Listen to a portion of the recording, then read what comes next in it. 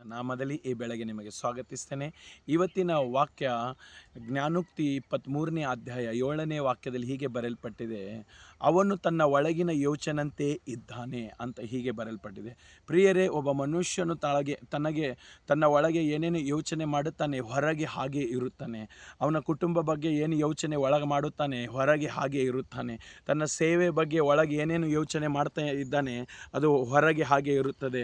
ತಮ್ಮ ಕೆಲಸ ಕಾರ್ಯದ ಬಗ್ಗೆ ಒಳಗೆ ಏನೇನು ಯೋಚನೆ ಮಾಡ್ತಾ ಇದ್ದಾನೆ ಅದು ಹೊರಗೆ ಹಾಗೆ ಇರುತ್ತದೆ.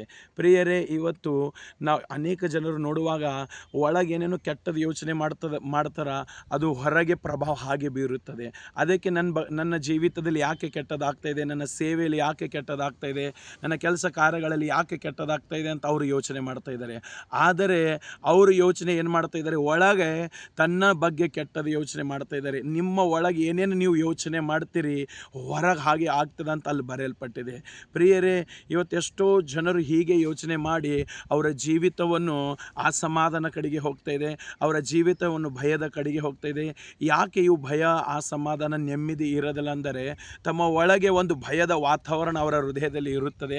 ಹಾಗೆ ಅವರ ಶರೀರ ಮೇಲೆ, ಅವರ ಲೋಕದ ಮೇಲೆ, ಅವರ ಪರಿಸ್ಥಿತಿ ಮೇಲೆ ಅಂಥದ್ದು ಪ್ರಭಾವ ಬೀರುತ್ತದೆ.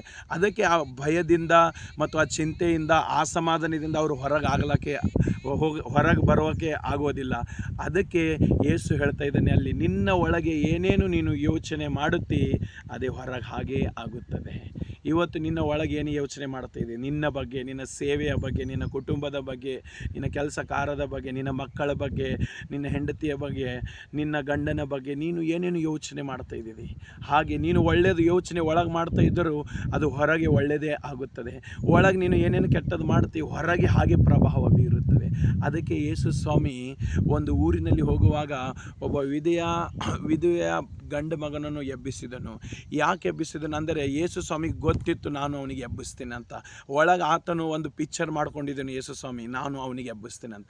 ಇವತ್ತು ನೀವು ಯಾವ ಪರಿಸ್ಥಿತಿನಲ್ಲಿ ಜೀವಿಸ್ತಾ ಇದ್ದೀರಿ, ಯಾವ್ಯಾವ ಪರಿಸ್ಥಿತಿನಲ್ಲಿ ನೀವು ಹಾದು ಹೋಗ್ತಾ ಇದ್ದೀರಿ, ಚಿಂತೆಯ ಪರಿಸ್ಥಿತಿ, ಭಯದ ಪರಿಸ್ಥಿತಿ, ಅಸಮಾಧಾನದ ಪರಿಸ್ಥಿತಿ ಮತ್ತು ರೋಗದ ಪರಿಸ್ಥಿತಿ, ಇವೆಲ್ಲ ರೋಗ ಅಸಮಾಧಾನ ನಿನ್ನ ಒಳಗಿಂದ ನೀನು ಏನು ಯೋಚನೆ ಮಾಡ್ತೀವಿ. ನಾನು ರೋಗಿ ಇದ್ದೀನಿ, ನೀನು ಒಳಗೆ ಯೋಚನೆ ಮಾಡ್ತಾ ಇದ್ದಾರಾದರೆ ಹೊರಗೆ ಭೀ ರೋಗಿನೇ ಇರ್ತೀನಿ. ನೀನು ಒಳಗೆ ನನಗೆ ಅಸಮಾಧಾನ ಇಲ್ಲ ಅಂತ ನೀನು ಯೋಚನೆ ಮಾಡಿದ್ರೆ ಅಸಮಾಧಾನನೇ ಇರುತ್ತೆ.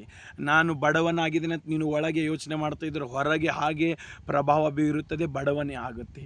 ಅದಕ್ಕೆ ನಿನ್ನ ಯೋಚನೆ, ನೀನು ಒಳಗೆ ಏನೇನು ಯೋಚನೆ ಮಾಡುತ್ತಿ ಹಾಗೆ ನಿನ್ನ ಜೀವಿತವನ್ನು ನಿರ್ಧಾರ ಆಗುತ್ತದೆ. ಹಾಗೆ ನಿನ್ನ ಜೀವಿತ, ನಿನ್ನ ಕುಟುಂಬ, ನಿನ್ನ ಸೇವೆ ಎಲ್ಲವೂ ಹಾಗೆ. ನೀನು ಒಳಗಿಂದ ಯೋಚನೆ ಸುಂದರ ಮಾಡು, ನಿನ್ನ ಹೊರಗಿಂದ ಪ್ರದೇಶ ಸುಂದರವಾಗುತ್ತದೆ, ನಿನ್ನ ಹೊರಗಿನ ಜೀವಿತ ಸುಂದರ ಆಗುತ್ತದೆ. ಅದಕ್ಕೆ ಯೇಸು ಹೇಳ್ತಾ ಇದ್ದಾನೆ, ನಿನ್ನ ಒಳಗಿನ ಯೋಚನೆ ನೀನು ಬದಲಾಯಿಸು. ನಿನ್ನ ಮನಸ್ಸು ದೇವರ ಕಡೆಗೆ ತಿರುಗಲಿ, ನಿನ್ನ ಯೋಚನೆಗಳು ದೇವರ ಕಡೆಗೆ ತಿರುಗಲಿ. ನೀನು ಪಶ್ಚಾತ್ತಾಪ ಪಡಬೇಕಾದರೆ ನಿನ್ನ ಯೋಚನೆ ಬದಲಾವಣೆ ಆಗಬೇಕು. ನಿನ್ನ ಯೋಚನೆ ಬದಲಾವಣೆ ಆದರೆ ಎಲ್ಲವೂ ಬದಲಾವಣೆ ಆಗುತ್ತದೆ. ನಿನ್ನ ಯೋಚನೆ ಹಾಗೆ ಇದ್ದರೆ ಏನೂ ಬದಲಾವಣೆ ಆಗೋಲ್ಲ. ಅದಕ್ಕೆ ಈ ವಾಕ್ಯ ನಿನ್ನನ್ನು, ನಿನ್ನ ಕುಟುಂಬವನ್ನು ಆಶೀರ್ವಾದ ಮಾಡಲಿ. ಆಮೀನ್.